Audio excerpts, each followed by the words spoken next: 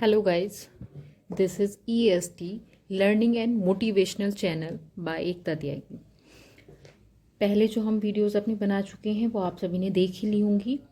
तो आज हम जो अपनी नेक्स्ट टॉपिक को स्टार्ट करने जा रहे हैं वो है properties of modulus and complex conjugates.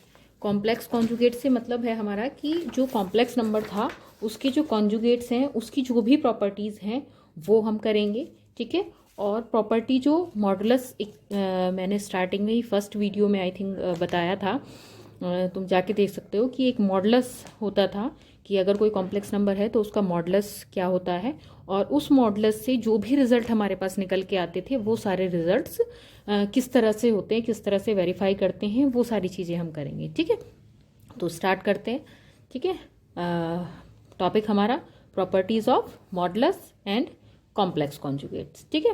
तो पहले मॉडुलस वाली प्रॉपर्टीज़, तो सबसे पहले हमारे पास हम एक नंबर लेते हैं। हमारे पास नंबर जो होगा लेट z इक्वल्स टू, हमने माना x प्लस आयोटा y, कोई कॉम्प्लेक्स नंबर हमने लिया, ठीक है। अब अगर z हमारे पास ये नंबर है तो उसके लिए प्रॉपर्टीज़ कैसे वेरीफाई करेंगी। नंबर वन हमारे पास जो प्रॉपर्टी है वो है कि अगर मॉडुलस z है इक्वल्स टू ज़ीरो, तब हमारे पास रिजल्ट कैसे निकल के आएगा। अगर हमारे पास modulus z equals to zero है तब हम ये लिख सकते हैं, मॉडुलस z की वैल्यू मैं पहले ही बता चुकी हूँ कि under root X square plus Y square होती है, तो उसके इक्वल्स टू रिजल्ट क्या हो जाएगा हमारे पास ज़ीरो। दैट मीन्स क्या हुआ कि इसकी वैल्यू हमने पुट कर दी यहाँ पे इक्वल्स टू। अब इसका मीनिंग क्या हुआ हमारे पास, ये क्या कहेगा, इससे क्या रिजल्ट बन के आएगा कि इससे कंडीशन कहती है कि x जो कि क्या है हमारे पास x इक्वल्स टू क्या है, ये एक रियल पार्ट, ठीक है, किसके लिए, z के लिए, वो ज़ीरो होगा, ठीक। या फिर हमारे पास y इक्वल्स टू जो क्या है हमारे पास imaginary part of z equals to zero.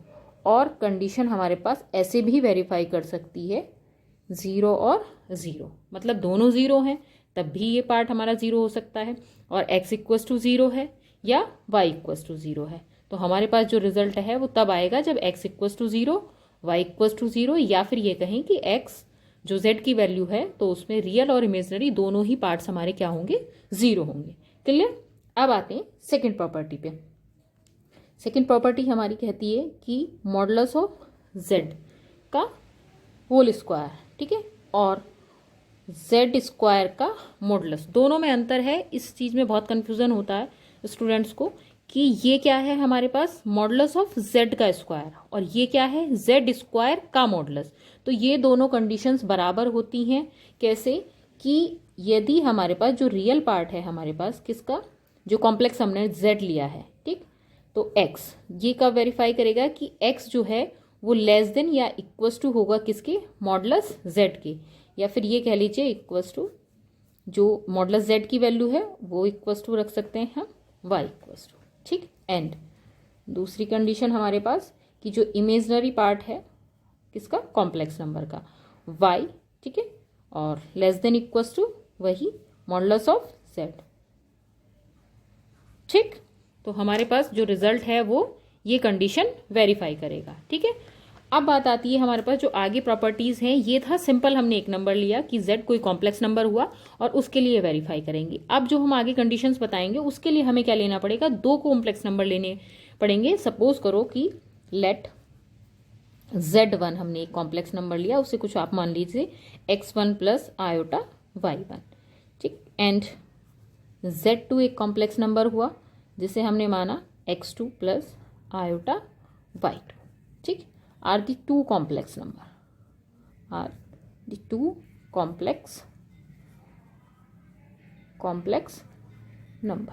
ठीक। देन तब हमारे पास क्या कंडीशन आती है, अब दो प्रॉपर्टीज हो गई थी, चाहे आप इसे फर्स्ट से इंक्लूड कर लीजिए चाहे इसे थर्ड इंक्लूड कर लीजिए, कि अगर हमारे पास z1 अपॉन z2, ठीक, दोनों का मॉडुलस मतलब कि z1 डिवाइड बाय z2 और उसका मॉडुलस है, तो क्या कंडीशन वेरीफाई करेगी कि z1 का modulus divide by modulus of z2, ये कंडीशन वेरीफाई करेगी हमारी, ठीक। नंबर 4 आती है हमारी कि z1 into z2 equals to क्या रिजल्ट होगा कि z1 का मॉडुलस इंटू Z2 का मॉडुलस। ठीक है, कंडीशन के लिए वही है कि यहाँ पे Z1 की वैल्यू क्या है, x1 प्लस आयोटा y1। एक बार दोबारा से मैं सारी चीज़ें दोबारा से बोल दूंगी जब सारी कंडीशंस हम कंप्लीट कर लेंगे। ठीक, Z1 प्लस Z2 का modulus less than equals to क्या आएगा, modulus of Z1 plus modulus of Z2। Clear. ठीक, फिर हमारे पास सिक्स्थ प्रॉपर्टी आती है कि Z1 माइनस Z2, मतलब कोई दो कॉम्प्लेक्स नंबर लिए हमने और उन दोनों का डिफरेंस अगर हम लेते हैं तो उसके लिए कंडीशन क्या वेरीफाई करेगी, यही कि लेस देन या फिर इक्वल्स टू होगा किसके, Z1 प्लस Z2। क्लियर। फिर हमारे पास एक कंडीशन आती है कि अगर सेवेंथ नंबर डाल लीजिए इसे, ठीक, कि Z1 प्लस Z2 का मॉडुलस ये ग्रेटर देन और इक्वल्स टू होगा किसके, Z1 माइनस Z2। ठीक है, कि ये जो कंडीशंस हैं ये इस तरह से वेरीफाई करती हैं, इनके प्रूफ्स भी हैं, इनइक्वलिटीज़ बोली जाती हैं ये। ठीक है, तो Z1 इंटू Z2 ये भी इससे ग्रेटर देन या इक्वल्स टू होगी अगर ये कंडीशन हमारी वेरीफाई कर रही है। ठीक है, एक बार दोबारा से कर देती हूँ। 8 की 8 प्रॉपर्टी हमारी किसकी हैं, ये मॉडुलस की। ठीक, अब जो प्रॉपर्टीज आती हैं वो आएंगी हमारी कॉम्प्लेक्स कॉन्जुगेट्स की। तो एक बार दोबारा से तुम्हें पहले रिवाइज करा देती हूँ। ठीक है, क्या है, ये वैल्यू ली थी हमने कि मॉडुलस Z इक्वल्स टू 0 था, तो ये हमें पता था रियल पार्ट भी 0 होगा और इमेजिनरी पार्ट भी 0 होगा, तभी ये कंडीशन हमारी वेरीफाई करेगी। अदरवाइज अगर ये पार्ट 0 होता है तो ये पार्ट बचेगा, अगर हम सपोज करते हैं कि ये पार्ट 0 हो तो ये तो वेरीफाई नहीं करेगी। ठीक, सेकेंड हमारा क्या हुआ कि मॉडुलस ऑफ Z स्क्वायर और इक्वल्स टू क्या होगा, Z स्क्वायर का मॉडुलस। ठीक, तो रियल पार्ट अगर हमारे पास है कि वो कह रहा है कि अगर ये कंडीशन हमारी वेरीफाई करती है कि मॉडुलस ऑफ Z क्या है, ग्रेटर देन या इक्वल्स टू है किससे, x से। x क्या है, रियल पार्ट। सिमिलरली y से जो हमारा इमेजिनरी पार्ट है। फिर हमने क्या लिया कि Z1 एक वैल्यू ली जिसमें इक्वल्स टू क्या है, x1 प्लस आयोटा y1, और Z2 एक टर्म लिया x2 प्लस आयोटा y2। ये कोई दो टर्म हमने माने, दैट मीन्स क्या है कि कोई दो डिफरेंट कॉम्प्लेक्स नंबर्स हैं, are the two complex numbers. ठीक, अगर हम इन दोनों के लिए कंडीशंस वेरीफाई करते हैं कि Z1 डिवाइड बाय Z2 का अगर हम मॉडुलस लेते हैं तो वो किस रिजल्ट के बराबर होगा कि modulus of Z1 divide by modulus of Z2। ये वेरीफाई करेगी कहीं पर भी कंडीशन हो। इन प्रॉपर्टीज को आप डायरेक्ट भी याद कर सकते हैं और डायरेक्ट भी यूज कर सकते हैं, क्योंकि ये सभी वेरीफाई करती हैं, मतलब इक्वल्स टू होती हैं, हमारे कहने से नहीं है कि ये होती हैं, और कुछ का प्रूफ मैं तुम्हें कराऊंगी। ठीक है, तो modulus of Z1 into Z2 equals to क्या हुआ, मॉडुलस ऑफ Z1 और into modulus of Z2। Separate separate दोनों का अलग से मॉडुलस हो जाएगा तो वो इक्वल्स टू होता है। फिर modulus of Z1 plus modulus of Z2 less than equals to किसके होगा, ये कि modulus of Z1 plus modulus of Z2। ठीक, ऐसे ही फिर हमारे पास अगर यही चीज़ किसमें सब्ट्रैक्शन में आती है, या ये कहिए कि difference of two complex numbers, ठीक है, इज लेस देन और इक्वल्स टू किसके होंगे कि अगर उन दोनों का सेपरेट मॉडुलस हो और उसका सम हो तो उससे क्या होंगे, ये जो वैल्यू है हमारी, हमें जो डिफरेंस दिया था दो कॉम्प्लेक्स नंबर का, उससे हमेशा ग्रेटेस्ट ही होगी।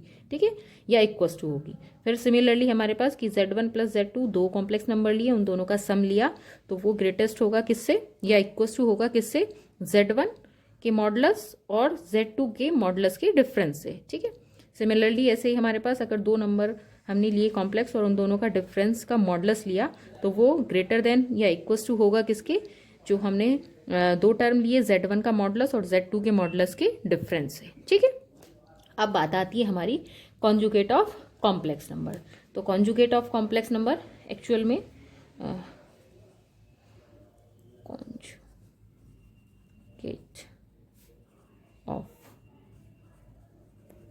कॉम्प्लेक्स नंबर एक्चुअल में ये है क्या, अगर हमारे पास कोई नंबर हमने लिया x प्लस आयोटा y, तो उसका कॉन्जुगेट क्या कहलाता है, z बार, जिसे हम क्या पढ़ते हैं, z बार। ये मैंने पहले भी बताया है, आप जो मैंने पहले वीडियोस अपलोड की हैं उन पे जाके देख सकते हो। दैट मीन्स क्या होगा, x minus iota y। Actual में मीनिंग क्या है इसका, अगर थोड़ा सा ग्राफिकली मैं तुम्हें हल्का सा समझा दूं तो सपोज करो ये हमने x पार्ट, ये y पार्ट, ये हमारा रियल पार्ट होता था, ठीक, और ये हमारा क्या होता था, इमेजिनरी पार्ट। ठीक है, इमेजनरी पार्ट होता था। दैट मीन्स ये रियल हमारे पास पार्ट और ये इमेजनरी आयोटा वाली फॉर्म, ये हमारे पास कोई 0 पॉइंट हुआ। तो अगर हमारे पास यहाँ से हमने कोई वैल्यू ली कि ये हमारे पास x, ये हमारे पास ये हमारे पास y, ये हमारे पास x पार्ट हुआ, ठीक। और ये फॉर्म हमारे पास क्या आएगी, x square plus Y square, जिसे हम कहते हैं मॉडुलस ऑफ z, ठीक है। तो इसकी इमेज जो बन के आती है हमारे ग्राफ पे, वो एक्चुअल में क्या होती है, कॉन्जुगेट ऑफ कॉम्प्लेक्स नंबर। तो अगर इसकी इमेज हमारी नीचे हम यहाँ पे प्लॉट करें उस ग्राफ को, तो ये पार्ट हमारा क्या हुआ, देखो इधर अगर हम जाते हैं तो -y और इधर हम जाते हैं तो -x। तो दैट मीन्स अगर यहाँ हमारा रिजल्ट आया तो ये तो पॉजिटिव रिजल्ट लिया गया, ठीक। और ये रिजल्ट क्या हुआ हमारे पास, क्योंकि y क्या होगा यहाँ पे, इमेजनरी माइनस। तो जो y वाला, दैट मीन्स जो आयोटा वाला पार्ट है हमारा, जो इमेजनरी पार्ट है, वो क्या हो गया, निगेटिव, ठीक है। तो इसलिए यहाँ जो फॉर्म बन के आती है, जब इसको सॉल्व करते हैं तो वैल्यू, ये वाली वैल्यू तो वही आएगी क्योंकि स्क्वायर में कोई इफेक्ट ही नहीं आता, बट यहाँ पे जो हमारे पास इमेज बन के आती है इस पार्ट की, वो हमारा क्या होता है, conjugate of complex number. I think graphically भी आपको समझ में आ गया होगा। अब उसकी प्रॉपर्टीज जो थी, हम वो प्रॉपर्टीज करते हैं, ठीक है। और आई थिंक ये सारी चीज़ें तुम्हें क्लियर हो गई होंगी। तो हम नेक्स्ट अपना करते हैं कि जो हमारे पास प्रॉपर्टीज ऑफ कॉम्प्लेक्स नंबर थी। तो फर्स्ट प्रॉपर्टी हमारी क्या होती है कॉम्प्लेक्स नंबर की, फर्स्ट प्रॉपर्टी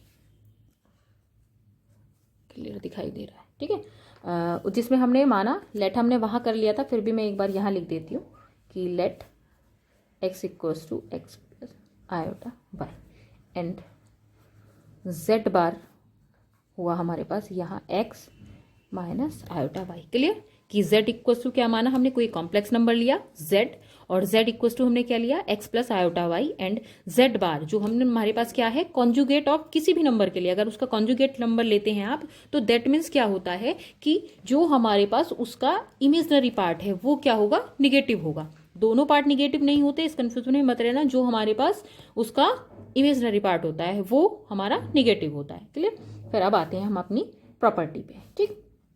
फर्स्ट प्रॉपर्टी क्या कहती है हमारे पास कि अगर मॉडुलस ऑफ, मतलब z बार का अगर हम मॉडुलस लें तो उसका जो रिजल्ट है आप उसे इस तरह से लिख सकते हैं हम, इसकी वैल्यू क्या हुई, x माइनस आयोटा वाई, यही हुआ ना, ठीक है। और इसको अगर आप सॉल्व करो, जो अभी मैं ग्राफ पे तुम्हें बता रही थी कि इसको अगर हम सॉल्व करते हैं, इसका मॉडुलस ऑफ z बार, इसको मॉडुलस अगर हम लेते हैं एक तरह से, ये मान लीजिए ये पूरा टर्म हमारे पास, तो क्या होगा, एक्स स्क्वायर प्लस, ठीक है, यही तो हुआ। और ये वाला पार्ट क्या हुआ, निगेटिव। लेकिन यहाँ तो क्या बन जाएगा हमारे पास, पॉजिटिव ही बन जाएगा ना रिजल्ट, तो वाई स्क्वायर, ठीक है। और ये किसके इक्वल्स टू आया, ठीक। दैट मीन्स यहाँ से रिजल्ट क्या निकल के आया हमारे पास कि अगर z बार का मॉडुलस हम लेते हैं तो वो किसके इक्वल्स टू आएगा, z के।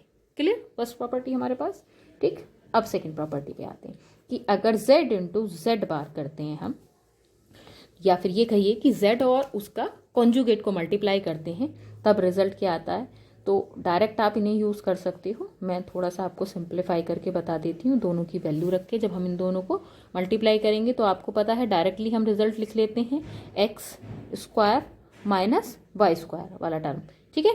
क्योंकि देखो यहाँ पे जो हमारे पास वैल्यू आती है आपको पता है a प्लस बी और a माइनस बी वाला रिजल्ट, तो हमारे पास यहाँ फॉर्म आएगी a स्क्वायर, ठीक है, और माइनस बी स्क्वायर। अब चूंकि आयोटा, पूरा ही बता देती हूँ चलो, फिर कभी कन्फ्यूजन हो तुम लोगों को। यहाँ क्या आया हमारे पास, आयोटा का स्क्वायर और वाई स्क्वायर, माइनस में आया रिजल्ट, ठीक है। और इसको पहले मैं प्लस ही लिख रही थी क्योंकि डायरेक्टली रिजल्ट जो आएगा हमारे पास वो ये वाली फॉर्म आएगी, आ गई। अब इस फॉर्म को आप डायरेक्टली क्या लिख सकते हैं, ऐसे भी लिख सकते हैं ना, x square plus Y square, ठीक है। और इस होल स्क्वायर को ऐसे करके लिख सकते हैं मैथमेटिकली, ठीक। इसका रिजल्ट क्या हुआ हमारे पास, इसका मतलब क्या हुआ कि मॉडुलस ऑफ z, ठीक है, जो z वैल्यू है हमारे पास उसके मॉडुलस का भी स्क्वायर, ये मॉडुलस की वैल्यू हुई और उसका भी स्क्वायर, हमारे पास यही रिजल्ट आया ना, ठीक है।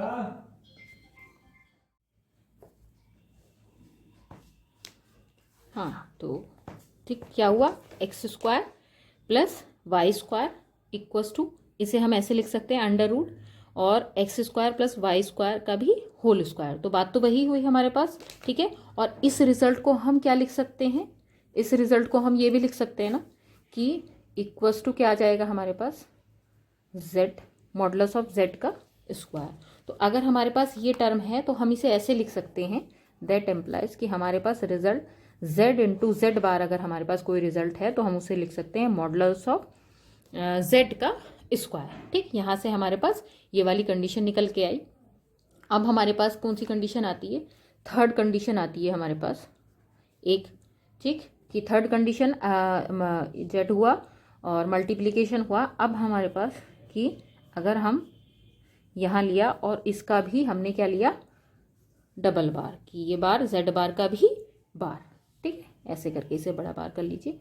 तो x प्लस आयोटा वाई, ठीक, और इसका बार, ठीक, और उसका भी बार, ये मानिए। तो जब सबसे पहले इसको खोलेंगे, इसका मतलब क्या हुआ हमारे पास कि x माइनस आयोटा वाई, और उसका भी फिर से अगेन बार, तो ये वाला टर्म फिर से माइनस हो जाएगा, मतलब ये मानिए कि माइनस आयोटा वाई, ठीक। तो क्या हुआ, x प्लस आयोटा वाई, तो टर्म से हमें क्या मिला, equals to z. That means हमारे पास रिजल्ट क्या आया कि जेड बार का भी अगर बार है तो रिजल्ट आया हमारे पास, ठीक है। अब आती है हमारे पास फोर्थ प्रॉपर्टी, ठीक है। फोर्थ प्रॉपर्टी में हमारे पास क्या है कि अगर हम z प्लस जेड बार का सम लें अगर, तो वही result x plus iota y plus x minus iota y, ठीक है, इक्वल्स टू, दोनों को ऐड करेंगे तो इमेजिनरी पार्ट तो कैंसिल हो जाएगा, हमारे पास क्या बचा, रियल पार्ट 2x, जिसे हम डायरेक्टली ऐसे लिख सकते हैं 2z, ठीक है।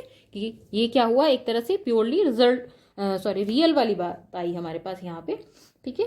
अब आई हमारे पास फिफ्थ प्रॉपर्टी, ठीक। फिफ्थ प्रॉपर्टी में कि अगर हमारे पास एक नंबर है z प्लस जेड बार और इसके इक्वल्स टू कंडीशन है हमारे पास 0, तो तब इससे क्या रिजल्ट निकल के आया, इसका मतलब क्या हुआ हमारे पास, अभी हमने पहली इक्वेशन से देखा कि 2 मतलब रियल पार्ट, ठीक है, इक्वल्स टू 0, ठीक। यहाँ से भी रिजल्ट क्या आएगा, that means real part of z equals to 0 आ गया। इसका मतलब क्या हुआ, जो बात मैंने अभी आपको बताई थी, दैट मीन्स क्या हुआ कि z इज प्योरली हमारे पास कि अगर ये वाला पार्ट हमारा 0 है तो ये क्या हुआ, प्योरली इमेजिनरी। क्लियर हुई बात, इसमें कंफ्यूज मत होना। इसके इक्वल्स टू 0 है तो रियल पार्ट हमारे पास यहाँ 0 बन रहा है, तो इमेजिनरी पार्ट होगा हमारे पास, जो बचा हुआ पार्ट है वो हमारे पास इमेजिनरी होगा। इसका मतलब ये क्या हुआ, प्योरली इमेजिनरी, ठीक। अब हमारे पास सिक्स्थ प्रॉपर्टी आई, सब्ट्रैक्शन की बात करते हैं। अगर z और z बार का सब्ट्रैक्शन है तो इक्वल्स टू क्या रिजल्ट आ जाएगा, x plus iota y plus, sorry यहाँ पे माइनस है, इसे कर लेते हैं, माइनस आयोटा वाई, ठीक है। डायरेक्ट मैं यूज़ कर रही हूँ उसको, उसकी वैल्यू को। तो हमारे पास यहाँ से रिजल्ट क्या बन के आएगा, जब अब की बार क्या हो जाएगा, जब इसको खोलेंगे, ब्रैकेट को खोल ही लो आप, क्योंकि यहाँ पे थोड़ा सा वैसे भी लिखने में हो गया है, माइनस एक्स, और ये माइनस माइनस क्या हो जाएगा, plus iota y. That means ये वाला पार्ट हमारा कैंसिल हो गया, तो रिजल्ट क्या बचा, 2 आयोटा वाई वाली फॉर्म, ठीक। और इसको हम क्या लिख सकते हैं, प्योरली इमेजिनरी पार्ट वाली बात आ गई हमारे पास, ठीक है। कि क्या हुआ, 2 वाई आई आया, दैट मीन्स 2 आई और इमेजिनरी ऑफ जेड, ठीक। ये वाली बात ये आया हमारे पास, ये कंडीशन आ गई। अब इसी से हमें क्या निकालना है, जैसे हमने सम के लिए निकाली थी ऐसे ही हम डिफरेंस के लिए निकालेंगे। इक्वल्स टू अगर 0 हमारे पास कंडीशन है तो वही रिजल्ट क्या आया था, 2 आयोटा और ये imaginary of z equals to क्या, 0।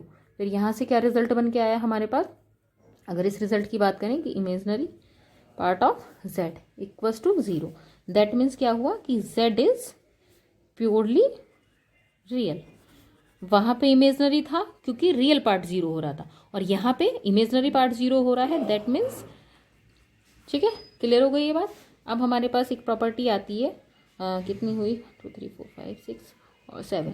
फिर हमारे पास एक प्रॉपर्टी आती है कि इसके लिए अगर हम कोई दो नंबर, जैसे हमने वहाँ पे लेट किया था, z1 and z2 are the 2 complex numbers, are the 2 complex number, ठीक है। अगर हमारे पास कोई दो कॉम्प्लेक्स नंबर हैं तो उनके लिए रिजल्ट क्या बन के आएगा, देखो, एक z1 प्लस z2 का अगर कंबाइन बार है तो क्या हो जाएगा, जैसे अभी हमने वहाँ पे की थी, तो जैसे मॉडुलस के लिए की थी सेम वैसे ही होंगी। फिर 9th कंडीशन हमारी कि अगर इनका मल्टीप्लिकेशन हो जाए दोनों का और तब बार हो, तो सिंगल दोनों का बार जो है मल्टीप्लिकेशन इक्वल्स टू होगा। फिर ऐसे ही हमारे पास 10th प्रॉपर्टी आती है किसके लिए, जो सब्ट्रैक्शन है, एडिशन और मल्टीप्लिकेशन, यहाँ सब्ट्रैक्शन, ठीक है। तो Z1 माइनस Z2, क्लियर। फिर हमारे पास 11th प्रॉपर्टी आती है एंड लास्ट प्रॉपर्टी है ये कि Z1 अपॉन Z2 और इसका बार, तो इक्वल्स टू क्या हो जाएगा, Z1 का बार अपॉन Z2 का बार, या फिर इसे ऐसे लिख लीजिए Z1 का बार अपॉन Z2 का बार, ठीक है। और वेयर, इस वाली कंडीशन में हम ये अप्लाई करेंगे कि where Z2 is not equals to 0, की जो डिनोमिनेटर की वैल्यू है वो हमारी क्या, 0 नहीं होनी चाहिए, ठीक है। दोबारा से एक बार रिपीट कर देती हूँ सारी प्रॉपर्टीज। किसकी प्रॉपर्टीज हैं अभी, ये कॉम्प्लेक्स कॉन्जुगेट्स की, मॉडुलस वाली हम पढ़ चुके हैं पहले से। हमने क्या लिया कि Z बार का मॉडुलस लिया, उसको हमने सिंप्लीफाई करके दिखाया पूरा, क्या आया कि x माइनस आयोटा वाई का मॉडुलस लिया, उसको सॉल्व किया तो x square plus minus y square, ठीक, और उसका मॉडुलस है तो ये टर्म क्या हो जाएगा, माइनस माइनस प्लस हो जाएगा, जो किसका रिजल्ट होता है, z मॉडुलस का, ठीक है। तो उससे हमारे पास क्या रिजल्ट बन के आया, ये रिजल्ट बन के आया फर्स्ट कंडीशन से। फिर सेकंड हमने दोनों का मल्टीप्लिकेशन किया। जब मल्टीप्लिकेशन करेंगे तो आप चाहो तो डायरेक्टली करके देख लेना अलग से सिंप्लीफिकेशन, वैसे इसमें ये वाली कंडीशन हमारी डायरेक्टली फॉलो हो जाती है कि a प्लस बी और a माइनस बी, और ये हम पढ़ते आ रहे हैं 8th क्लास से, a square minus b square वाली कंडीशन, ठीक है। और बी स्क्वायर में ये मत भूल जाना कि आयोटा को भी इंक्लूड करेंगे, तो आयोटा स्क्वायर, ठीक है। तो आयोटा स्क्वायर की वैल्यू -1 माइनस माइनस +1 हो जाएगा हमारे पास, क्लियर। पहले डायरेक्ट कर रही थी मैंने, इसीलिए नहीं किया, एक एक स्टेप को समझाया है, ठीक है। फिर इसको हम क्या लिख सकते हैं, स्क्वायर करके अंडर रूट लगा सकते हैं, क्योंकि दोनों चीज़ें कैंसिल हो सकती हैं एक दूसरे से। मैथ्स का रूल ये कहता है कि अगर हम कोई चीज़ ऐड कर रहे हैं तो वही चीज़ हमें माइनस भी करनी चाहिए, क्योंकि जो रिजल्टेंट हमारे पास इक्वेशन या टर्म बन के आ रहा है वो वही आना चाहिए जो हमारे पास हमने लिया था स्टार्टिंग में, ठीक है। तो इसीलिए इस टर्म को हम ऐसे लिख सकते हैं, और इस टर्म का मीनिंग क्या हुआ हमारे पास कि z मॉडुलस z का स्क्वायर, क्लियर हो गई इतनी बात, ठीक है। अब हमारे पास ये ऐसे करके लिखा हुआ है, ठीक है। अब हमारे पास यहां से टर्म बन के आया ये, क्लियर। अब थर्ड इक्वेशन की z बार का भी बार है, तो z बार डबल बार लगा हुआ है, और ये आप डायरेक्टली यूज कर सकते हो कि अगर किसी टर्म पर डबल बार है दैट मीन्स वो जो हमारे पास रियल वैल्यू है वही आ जाएगी। जैसे z थी तो z ही आ गई हमारे पास, पहले हमने z बार को करा तो x माइनस आयोटा वाई उसकी वैल्यू, फिर दोबारा से किया तो माइनस माइनस प्लस हो जाएगा, तो वैल्यू आ गई हमारे पास z, ठीक है, क्लियर। अब z plus z bar equals to x plus iota y plus x minus iota y, यहाँ से क्या आया 2x, क्योंकि आयोटा वाला पार्ट हमारा कैंसिल हो जाएगा, और ये पार्ट क्या हुआ, प्योरली रियल पार्ट, जिसे हमने आगे डिफाइन किया है कि अगर इक्वल्स टू हम 0 ले लेते हैं तो टर्म हमारे पास ये बन के आएगा जो यहाँ से आया, फिर इक्वल्स टू 0 रखा, इसका मतलब क्या हो कि ये पार्ट 0 हो गया, तो जो बचा पार्ट वो हमारा 0 नहीं होगा, दैट मीन्स z क्या है, इज प्योरली इमेजनरी। कंडीशन क्या आई हमारे पास कि z जो है वो क्या होगा, प्योरली इमेजनरी होगा, क्लियर। ऐसे ही फिर हमने दोनों का सब्ट्रैक्शन करा, तो जब यहाँ पे सब्ट्रैक्शन किया तो ये कंडीशन आई हमारे पास, यहाँ पे रियल पार्ट कैंसिल हो जाएगा, इमेजनरी पार्ट बचेगा, जिसे हम क्या लिख सकते हैं 2 आयोटा इमेजनरी ऑफ z, ठीक है, जो डिफाइन कर रहा है उस पार्ट को। फिर उसको इक्वल्स टू 0 रखा हमने नेक्स्ट प्रॉपर्टी में, ठीक है। नेक्स्ट प्रॉपर्टी में हमने क्या किया, उसको इक्वल्स टू 0 रखा, यहाँ से टर्म हमारे पास ये आया था सॉल्व होके इक्वल्स टू 0, ये 2 आयोटा उधर 0 में चला जाएगा, तो कंडीशन क्या बन के आई हमारे पास, imaginary part of z is 0, that means यहाँ पे जो हमारे पास कंडीशन है ये गलती से दोबारा से रिपीट हो गया है, ये रियल, ठीक है, क्योंकि इमेजनरी पार्ट 0 है तो रियल, इसे थोड़ा सा गलत लिखा गया है, ठीक है, इसीलिए कहते हैं एक बार रिवाइज कर लेना चाहिए, तो उसे आप हटा देना, ठीक है। क्या हुआ, यहाँ पे भी इमेजनरी लिखा गया, यहाँ पे भी, तो इमेजनरी पार्ट 0 है तो प्योरली क्या हो जाएगा, रियल पार्ट हमारे पास, क्लियर।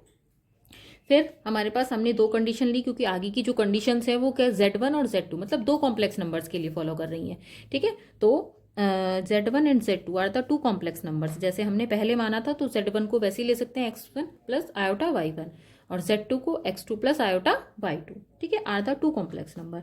तो अगर दोनों का सम लेते हैं और उसका बार तो क्या आ जाएगा, Z1 का बार प्लस Z2 का बार। ठीक है, जैसे मॉडुलस के लिए फॉलो हुई थी वैसे ही सेम है। फिर मल्टीप्लीकेशन लिया तो सिंगल सिंगल मल्टीप्लीकेशन हो जाएगा। फिर ऐसे ही अगर सब्ट्रैक्शन लिया तो ऐसे ही करके Z1 का बार, ठीक, माइनस Z2 का बार। फिर ऐसे ही अगर डिवीजन के लिए बात आती है Z1 डिवाइड बाय Z2 का बार तो Z1 का बार और यहाँ Z2 का बार। ठीक है, या फिर इसे ऐसे करके लिख दिया है मैंने, इधर थोड़ा सा दिखने में प्रॉब्लम हो रही है। ठीक है, आई थिंक आप लोगों को इसमें से सारी चीज़ें क्लियर हो गई होंगी। ठीक है, जो भी आज बताई हैं, मेरी पूरी कोशिश है कि जो भी चीज़ें हैं मैं पॉइंट वाइज लेके चल रही हूँ हर स्टेप को। थोड़ा वीडियोस में डिले है बट कोशिश कर रही हूँ कि स्टेप वाइज लेके चलूँगी। पहले जो भी आना है फिर जैसे जैसे आप लोग पढ़ते हैं उसी तरह से आप चीज़ों को यहाँ पर भी वीडियोस में।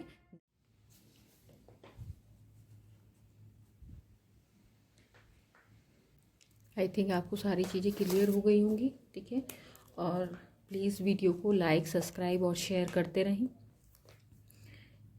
Thank you.